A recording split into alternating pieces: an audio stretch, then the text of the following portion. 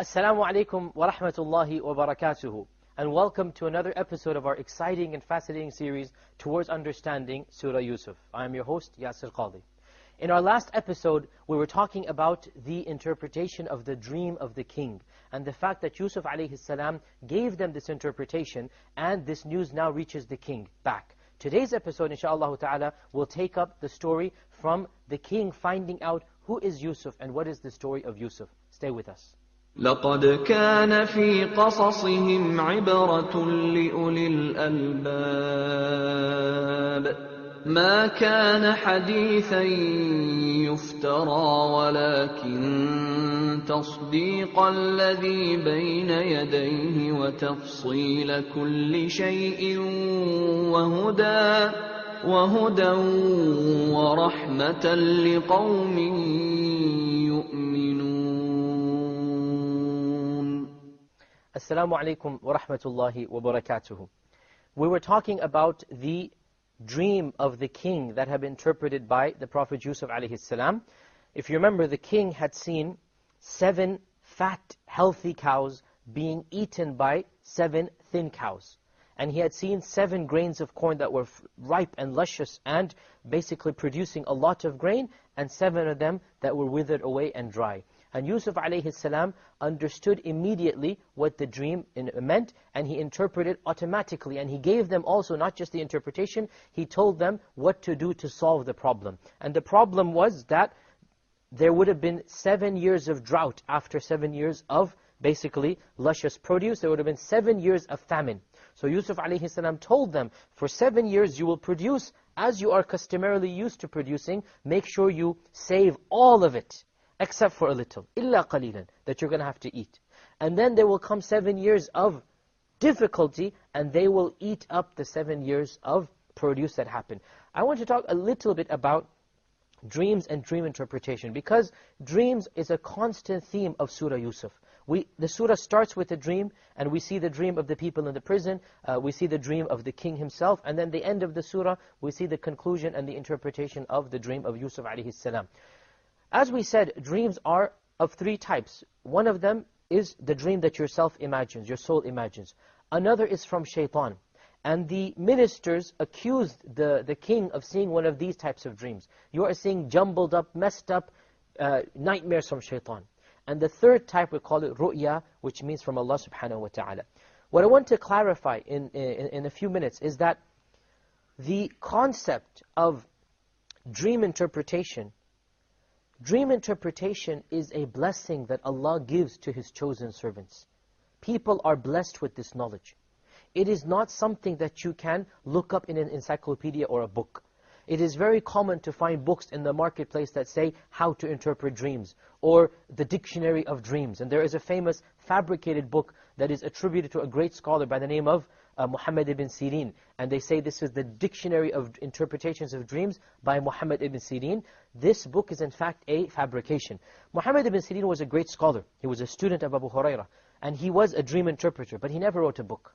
Actually, a charlatan, a fakester, a trickster, many centuries later, wanted to make money by selling this book. So he put dream interpretation by Ibn Sirin. And it wasn't by Ibn Sirin. He just wanted to mass produce this book to get some income and some fame from it. The reality is that this book, and all books in fact, that claim to tell you how to interpret dreams, these books are not authentic. You do not learn how to interpret dreams. Actually, this is a science that Allah blesses you with. Now, I am not denying that there are some hadith and some indications that you can get from the Quran and the Sunnah of how to interpret dreams. For example, a fat cow might signify a fruitful year. But what I'm trying to stress here, yes, there are a few such things that we find in the Quran and Sunnah. But what I'm trying to stress here, overall, the science of dream interpretation is a symbolic science that Allah blesses people with. And it is relative, the dream and the interpretation of the dream is relative to the person who saw it and the culture that he or she is living in. So for example, to see a certain animal living in one part of the world might signify one thing. To see the same animal, another person in another part of the world sees it, it might signify something totally different. Because the symbolism will be related to the culture you're living in. Similarly, The same symbol might mean something different in one century than it does in another century. So the very concept of having a book of dream interpretations doesn't make any sense. Rather, as we said, dream interpretation is a science that Allah Azza wa Jal blesses the chosen people with. How does a person get this knowledge? By being pious and righteous. As simple as that. This is one of the very few sciences in Islam that is not an academic science. You don't study it. The majority of sciences in Islam can be studied. We study fiqh, we study Qur'an, we study hadith. But dream interpretation, we can only study a little bit of it, very little bit of it. You would not be able to write a large volume on dream interpretation. Rather, this is a blessing from Allah. So I advise my viewers to beware and be cautious, not just of the books that are out on a marketplace, but also of those people who think that they can interpret dreams, and you find them all the time coming. Many times you find them on satellite channels, or you find them sometimes, you can call them up and they'll ask you for some money, or you go to them and they will ask you for some money, and they pretend to interpret dreams. Be careful. I'm not saying all of them are false. Allah knows best. But for sure, many of these people are just trying to make a business out of it by milking your money out. So remember, dream interpretation is a blessing from Allah. If you do see an interesting dream that you want to get interpreted, find out from the people of your village, of your town, of your city, who are the righteous and pious people. And only tell the righteous and pious people of your dreams. Do not announce it in public, because the Prophet ﷺ clearly told us that when you see a good dream, only tell it to the people whom you trust, whom you confide in. So go to the local, pious, God-fearing ulama of your locality and confide to them and ask them what is the interpretation of the dream. So, inshaAllah ta'ala, then you will get the dream interpreted properly. Returning to our story, Yusuf alayhi salam tells them the interpretation of the dream, and he also informs them what to do to prevent this famine and drought from killing off large populations within Egypt. He says, save the grain and eat it up in the next 7 years. So, when the messenger returned to the palace, and he informed them of what this dream meant, obviously the king asked him. Now the Qur'an doesn't say this, but it's understood from the context. And this is the beauty of the Qur'an, that these details which are not needed but are understood are not mentioned. So the king asked him, where did you get this interpretation from? Obviously you didn't know it, because if you knew it, you wouldn't have had to leave. Remember, the messenger asked for permission, Arsiluni, send me away. Had he had the knowledge himself, he would have told the dream right then and there.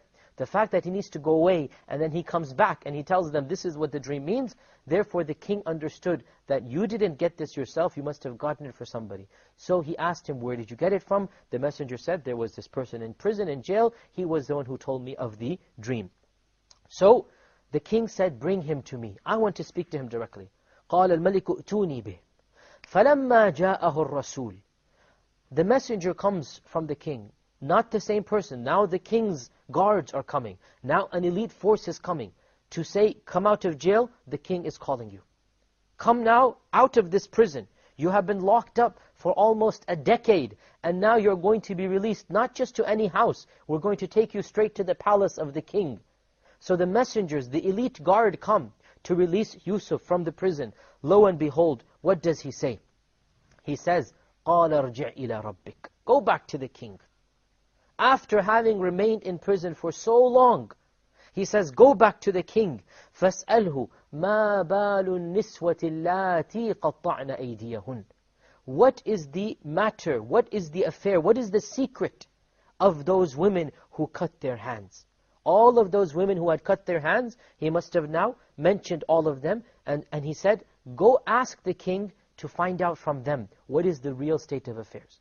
Now realize, the king has never heard of Yusuf. He's never heard of this affair. He's never heard of this fiasco or scandal. Or if he has, he's only heard of it vaguely. It hasn't reached him. Now Yusuf, if he wanted to, he could have gone to the king and ignored the whole fiasco. Ignored the entire episode. Take it as a chapter of history that doesn't want to be talked about. But no, his honor is at stake. People might still be doubting what actually happened. Who seduced whom? Was there an actual act of evil that took place? So Yusuf alayhi salam wants to clear his honor, even if it means he has to remain in prison for a longer period of time. So he said, go back to your king and verify what happened with regards to those women. Inna Rabbi bikaydihinna alim. My Lord is well aware of their plot, of their planning. Now, notice here, he doesn't mention the wife of Aziz specifically, even though she was the instigator of the plot, even though she is the main culprit. He doesn't mention her, he mentions the whole group of women. Why does he do so? He probably does so as not to pinpoint the guilty culprit directly, but rather to give the group of people, all of them. And he mentions that all of them plotted against him, even though it was primarily the wife of Aziz who plotted against him. So he refused to go out of the prison. And once again, our Prophet ﷺ remarked, and this hadith is in Sahih Muslim and in other books of hadith, he said, "Ajibtu, I am amazed and astonished at how patient my brother Yusuf was." The Prophet ﷺ calls him my brother because all of the prophets are brothers, meaning that all of them, they share the same message. Not that they are blood brothers, but that they are brothers of the same religion. So he says, I am amazed at the patience of my brother Yusuf. Had the messenger come for me, had the king's messengers come for me, I would have rushed to the door. I would have raced to come out. And every one of us would have done the same. Every one of us would have tried to rush to go out and be released. After having remained 7, 8, 9, 10 years in jail, what would be our fate? But Yusuf a.s. said, no, go back to the king and find out what was the actual story of those women who cut their hands. Verily, my Lord is well aware of what they had done. So now the messenger comes back and he says, Yusuf has refused to go out of jail. What prisoner in his right mind will refuse to go out of jail? What prisoner will tell any messenger, I don't want to leave prison? Yusuf alayhi salam said that. I don't want to leave prison until my name is cleared. I am not going to leave this place until my name and my honor is completely exonerated and everybody knows I had nothing to do with any sin and crime. So the king is absolutely astonished. The king is amazed. What type of prisoner is this? And he calls all of these ladies and he asks them, مَا خَطْبُكُنَّ? What was the matter? What is the story? Tell me. When you tried to seduce Yusuf, did anything happen? Now remember, and this is very amazing, the wife of Aziz publicly announced, I am trying to seduce him. It's not a matter that she's trying to hide it. She publicly says, I was the one who tried to seduce him. But still, Yusuf wants to make sure that there's no ambiguity. Nobody thinks anything actually happened. It's not even that he has been accused of a crime. It's just that he wants to make sure that there is no trace of doubt in anybody's mind. So the king calls all of the ladies who were present there, all of the ladies who had cut their hands, and he asks them, tell me what actually happened. مَا خَطْبُكُنَّ إِذْ رَوَتُّنَّ يُوسُفَ عَنْ نَفْسِهِ. Their initial response, قُلْنَا حَاشَ لِلَّهِ. They said, we seek Allah's refuge, all praise is due to Allah. مَا عَلِمْنَا عَلَيْهِ مِنْ سُوءٍ. We know of no evil from him. So this was their initial response to get out of this accusation. We need to take a short break. As soon as we come back, we'll continue the story. I know you'll stay with us. لقد كان في قصصهم عبرة لأولي الألباب. كان في قصصهم عبرة لأولي الألباب. لقد كان في قصصهم عبرة لأولي الألباب. كان في قصصهم عبرة لأولي الألباب. Welcome back. So the king had called all of these ladies and he asked them, what was the matter? What actually happened when you tried to seduce Yusuf? And notice here, the beauty of Yusuf's action. The women have admitted to trying to seduce him. It's not as if they accused him of any crime. So the king himself says, when you tried to seduce Yusuf, he doesn't say who seduced whom. He knows, everybody knows the story. But he wants to know what happened. Was there any ambiguity? Did any type of fahish or evil actually occur? Was there any sign from Yusuf that he was tempted by you? So it's not that Yusuf was trying to prove that he didn't seduce. Yusuf is trying to prove his ultimate innocence. I wasn't even tempted. I was absolutely pure. Look at the character of this man. It was not even that he was charged with a crime. What man could have refused if a man had fallen into this temptation? Who would have blamed this man? But it wasn't even that. He wanted to make sure that everybody knew that his character was absolutely and 100% clean, that there was nothing wrong that he had done. So the initial response of all of these ladies, they said, مَا عَلِمْنَا عَلَيْهِ مِنْ سُوءٍ. We don't know any evil coming from him. So they're saying, look now, they're not saying we are innocent. Look now, even they admit that they're guilty. Look at how they phrase it. They phrase it by saying, we don't know of any evil coming from him. We didn't see anything wrong from his side. They didn't say, we see no wrong from our side. They were guilty. They were evil. مَا عَلِمْنَا عَلَيْهِ مِنْ سُوءٍ. So all of them say, they testify to the character of Yusuf. And they say, we don't find any evil from him.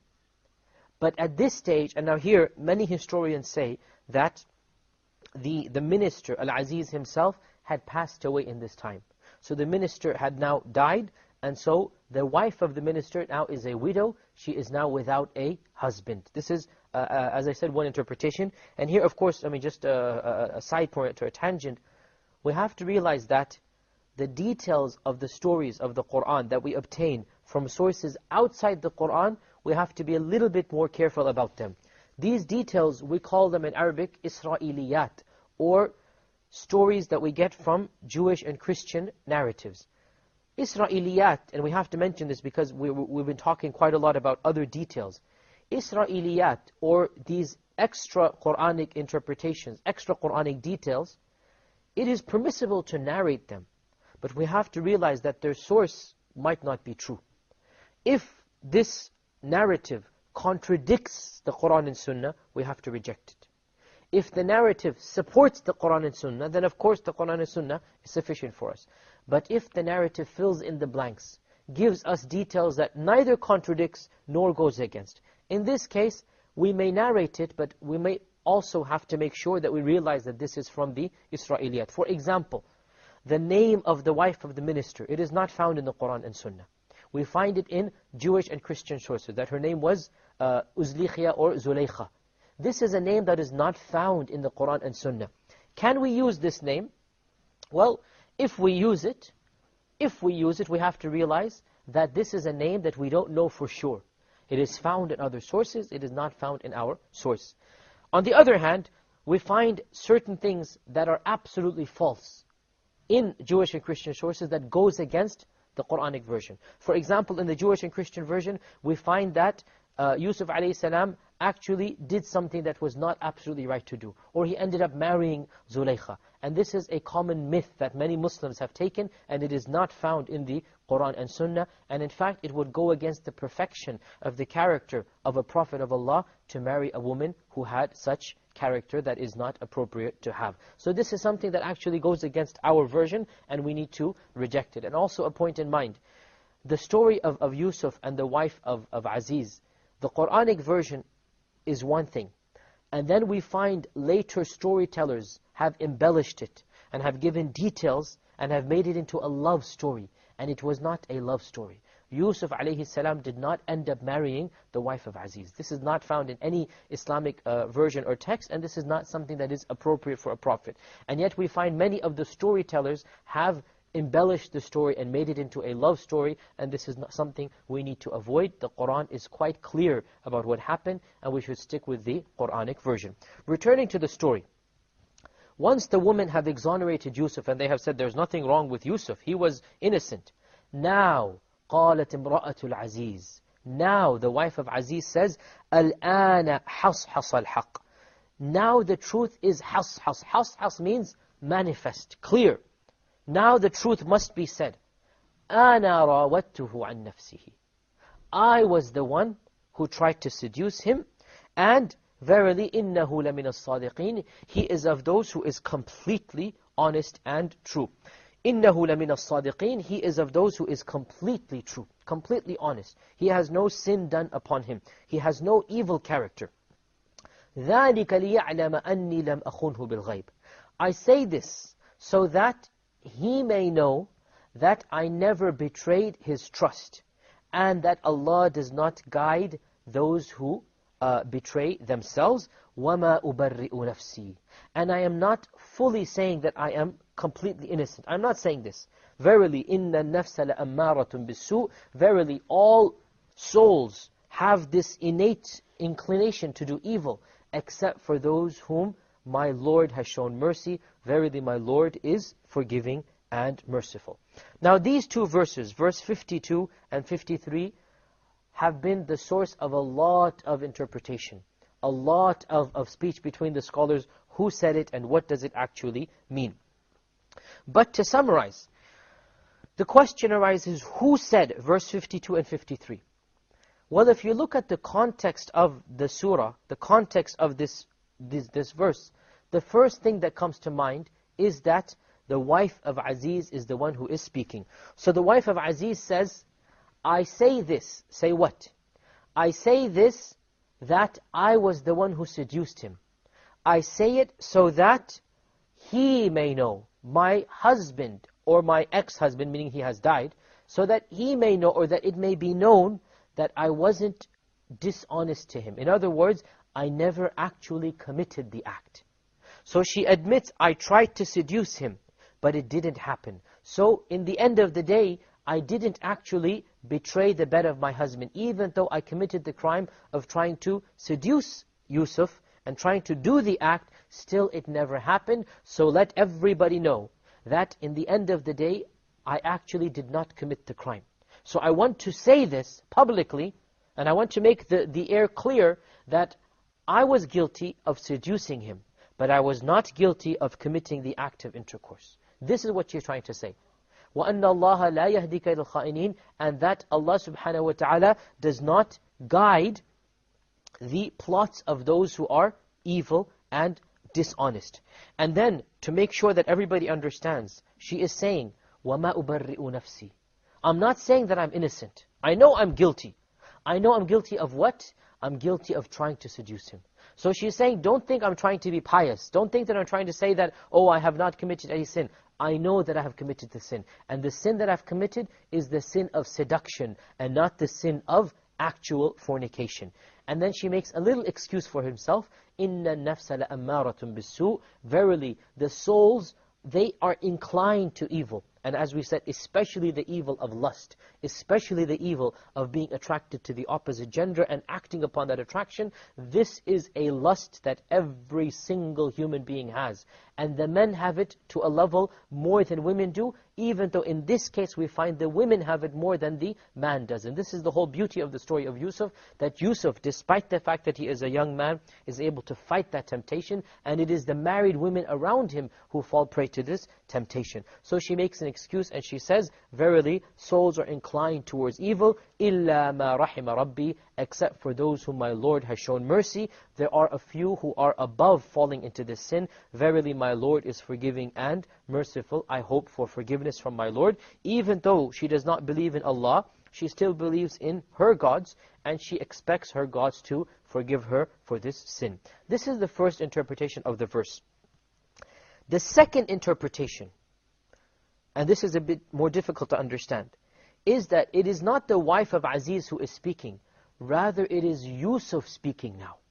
It is Yusuf speaking, not the wife of Aziz. It is Yusuf who says, ذَلِكَ لِيَعْلَمَ أَنِّي لَمْ أَخُنْهُ بِالْغَيْبِ.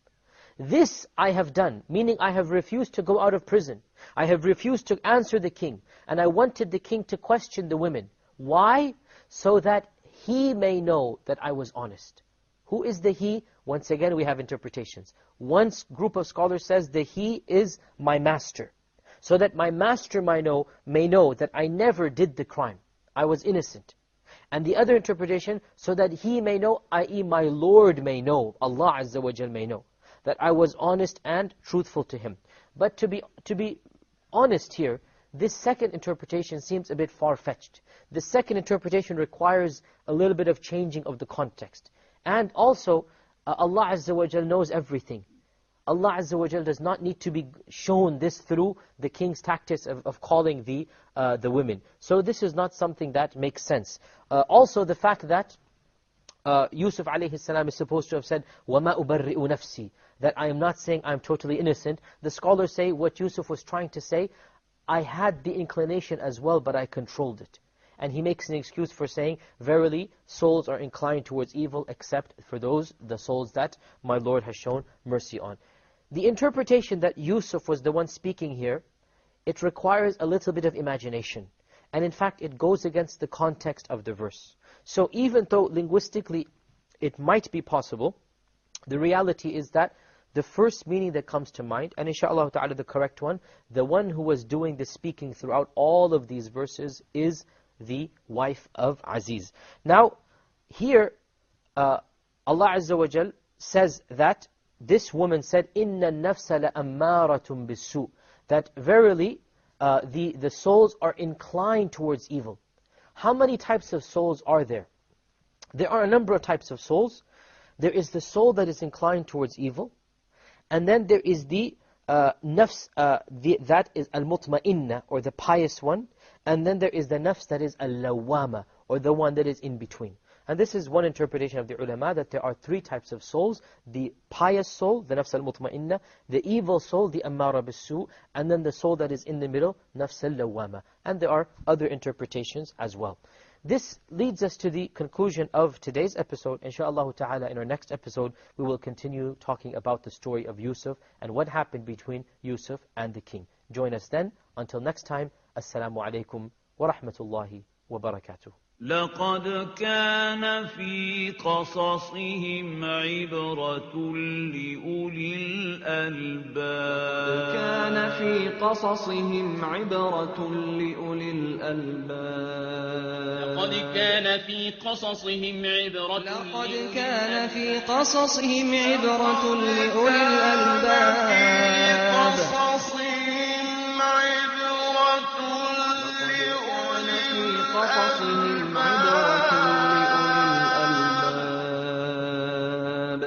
ما كان حديثا يفترى ولكن تصديق الذي بين يديه وتفصيل كل شيء وهدى ورحمة لقوم يؤمنون